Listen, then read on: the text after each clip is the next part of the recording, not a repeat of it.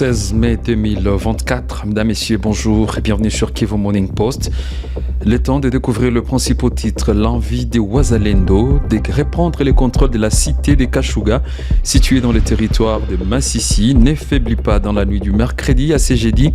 Ces derniers ont lancé une nouvelle attaque contre l'opposition terroriste du M23 dans cette zone. Et puis la République d'Algérie vient de voler au secours, de déplacer ses trouvant dans la partie est de la République démocratique du Congo. Ces pays situés au nord du continent africain viennent de rendre disponible plus de 100 tonnes d'aide humanitaire.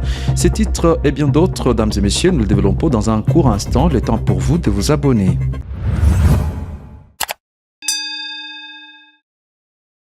Le calme revient petit à petit dans le centre de Kashuga après une nuit très agitée suite à une attaque de jeunes Wazalendo contre une position de terroristes du M23 dans la nuit du mercredi à ce jeudi 16 mai 2024 dans ce village situé à quelques kilomètres des Mouesso dans la localité de Kalembe, chefferie de Bachali. Nous sommes au Nord Kivu.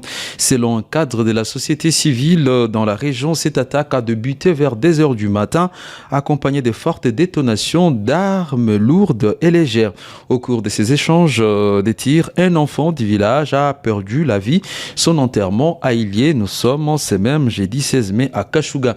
Ces cadres ajoutent que certains habitants et affouis commencent progressivement à regagner leur domicile, tandis que les rebelles du M23 sont toujours visibles dans cette partie du territoire de Masisi. Malgré cette attaque inattendue pour la population de Kashuga, plusieurs habitants se sont réfugiés dans la brousse, craignant toujours les répercussions de cet événement. Bien que la région soit plus calme, les activités se déroulent timidement car la circulation au centre du village reste de plus en plus timide. Il est à noter que cette attaque est la première depuis que les rebelles du M23 RDF ont pris le contrôle de cette zone après s'être retirés de Kalembe, chef-lieu de la localité du même nom dans le territoire de Masisi. Nous allons revenir ici à Goma. Le 3 mai 2024, la ville de Goma a connu une tragédie sans précédent visant la population civile. Il s'agit du bombardement du camp des déplacés de Lushagala situé au quartier Mugunga dans la ville au pied du volcan Nyiragongo. Selon les bilans officiels, 36 personnes ont été tuées dont 22 enfants.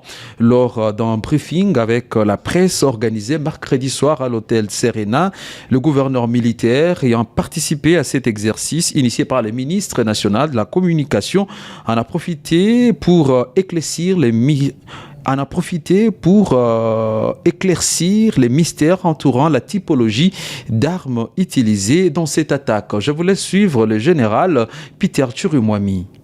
L'arme qui est tombée sur le site de Mugunga s'appelle. Oui, la bombe a été tirée par une arme qui s'appelle GPS. C'est une arme qui pèse 25 kg et qui porte une charge de 122 mm. Donc, cette arme monotype peut tirer jusqu'à 22 km. Et donc, l'arme a été tirée à partir de Karouba, les hôtels de Sac, par les Rwandais. Et restons toujours à Goma où le député national Eric Boanapua s'est dit choqué de la mort de 36 personnes à la suite d'une explosion de bombes au camp des déplacés de Mugunga et Lushagala. Nous sommes le 3 mai dernier. Ces Congolais ont été enterrés dans un cimetière nouvellement érigé la soirée du mercredi 16 mai 2024 à Kibati dans le territoire de Nyiragongo. Lors de cette cérémonie, dans une interview exclusive accordée au reporter de Kivu Morning Post, le député Eric Boanapua a appelé le Conseil de sécurité à prendre des mesures qui s'imposent pour punir sévèrement le pays de Paul Kagame. On l'écoute. Nous sommes venus à Goma pour les obsèques de nos compatriotes qui ont été lâchement tués par le Rwanda via leur supplétif du M23. Ils ont été tués par bombe. Et c'est pourquoi nous sommes venus ici. Si nous sommes ici, nous sommes dans le cimetière Génocoste. C'était pour leur inhumation. Et donc, nous ne cessons de demander à la communauté internationale de condamner Et s'il faut sanctionner, il faut sanctionner matériellement et physiquement, qu'on voie pratiquement les sanctions qui ont été données au Rwanda et à leur supplétif, le M23.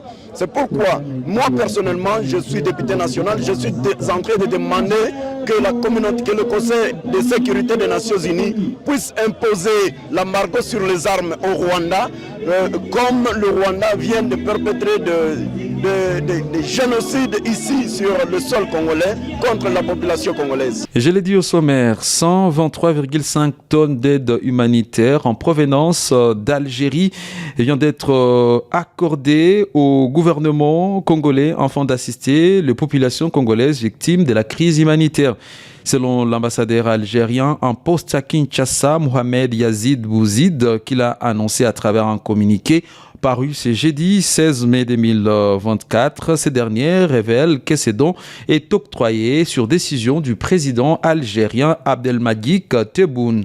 Il s'agit donc d'une contribution active à la réponse humanitaire pour alléger les souffrances des populations touchées par la crise humanitaire et des témoignages de solidarité du peuple et du gouvernement algérien en ce moment difficile qu'endurent les populations civiles congolaises dans la partie Est. Je cite, cette aide a été décidée compte tenu de la qualité des relations d'amitié, de solidarité et de coopération qui lient l'Algérie et la RDC depuis leur indépendance et eu égard à l'ampleur que prend la crise humanitaire dans la partie orientale de la RDC, conséquemment aux violences qu'infligent aux populations locales les groupes armés qui sévissent dans cette région en flagrant de valeurs humaines. Nous avons jugé bon de pouvoir mettre ces lots à la disposition du peuple congolais, peut-on lire dans ses communiqués. Cette aide humanitaire est composée de divers produits de premières nécessités, dont du riz, de l'huile d'étable, du sucre, du sel, de pâtes alimentaires, de biscuits, du fromage, du poisson, conserve, du thon, du lait en poudre pour nourrissons, des vêtements pour filles et garçons, des cartables avec fournitures scolaires, des tentes, des fauteuils roulants, des médicaments et produits pharmaceutiques.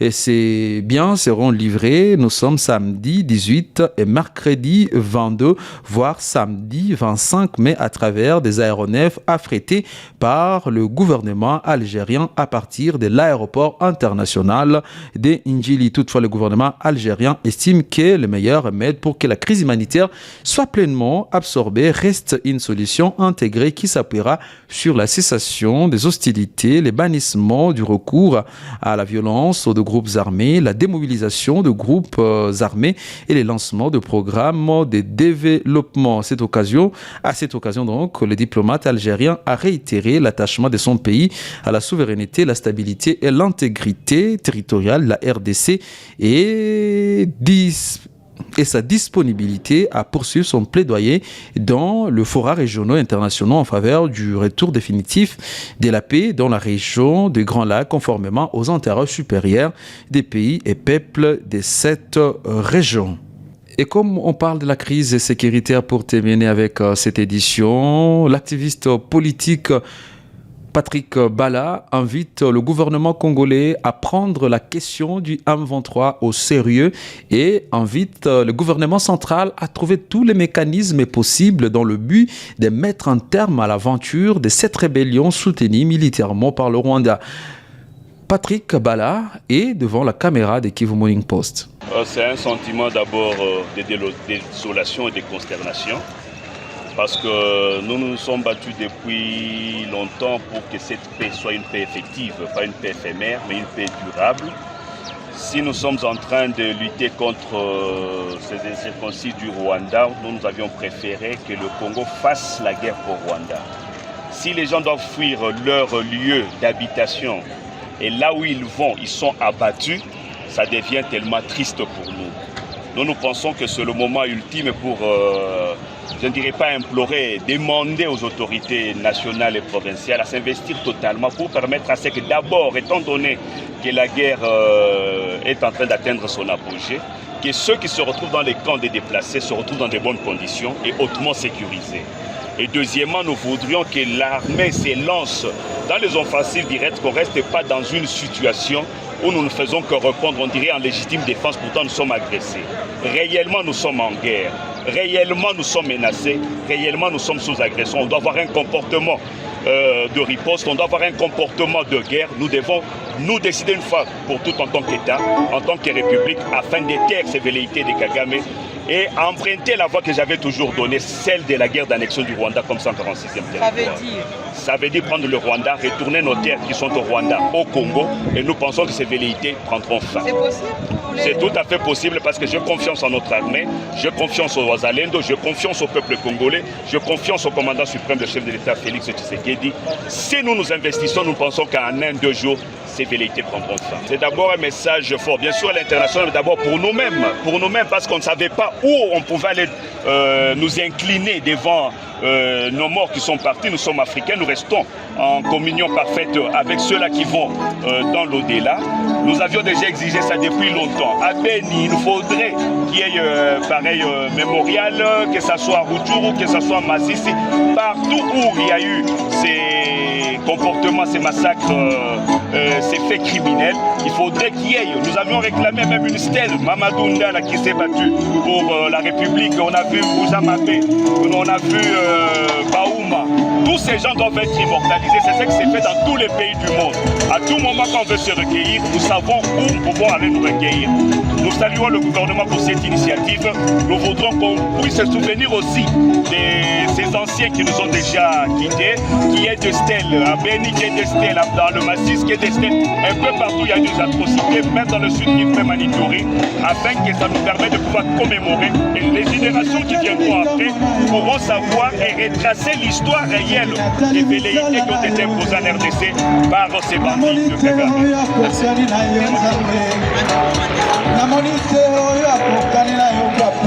Mesdames, Messieurs, c'est sur cette information que se clôture cette session de nos nouvelles. Merci de l'avoir suivi.